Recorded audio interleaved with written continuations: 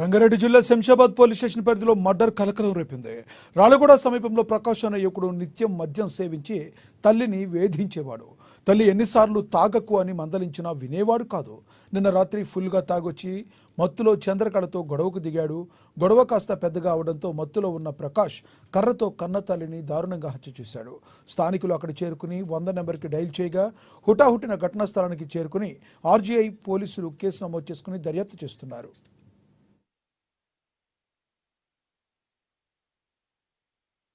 మేము ఇమీడియట్గా మా పెట్రోల్ వాళ్ళు వెళ్ళి చూసే వరకు ఆమెకు ఇంజరీస్ అయింది. వెంటనే వాళ్ళు ఆమెను 108 అంబులెన్స్లో అక్కడి నుంచి ఉస్మానియా షిఫ్ట్ చేయడం జరిగింది. అక్కడికి వెళ్లేలోపు ఆమె రాత్రి 11 o'clock అట్లా చనిపోవడం జరిగింది.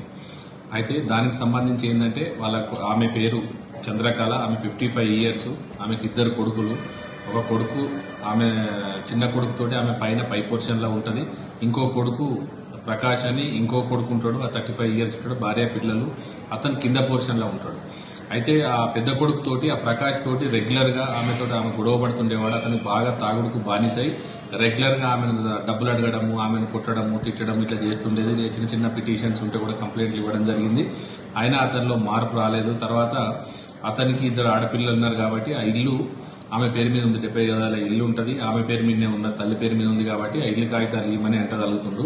ఆమె ఇయ్యకపోయేసరికి నిన్న కూడా సేమ్ అదేవిధంగా నిన్న వాళ్ళ భార్య కూడా లేదు, వాళ్ళ తమ్ముడు కూడా లేడు, అదునుగా చూసుకొని ఒక్కడే ఇంటికి పోయి బయట మందు కళ్ళు తాగొచ్చిండు. ఫుల్ తాగేసి వచ్చి వాళ్ళ మదర్ తోటి ఇంటి కాగితాల విషయంలో గొడవపడి వాళ్ళ మదర్ ఇయ్యకపోతే అక్కడే ఉన్న చెక్క తర్వాత గ్యాస్ సిలిండర్ తీసుకొని ఆమె తల మీద ఎత్తేసి ఆమెను కొట్టడం జరిగింది.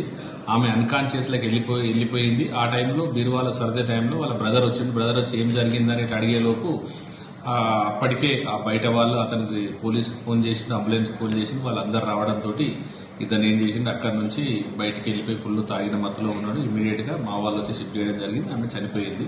దానికి సంబంధించి భద్రాద్రి కొత్తగూడెం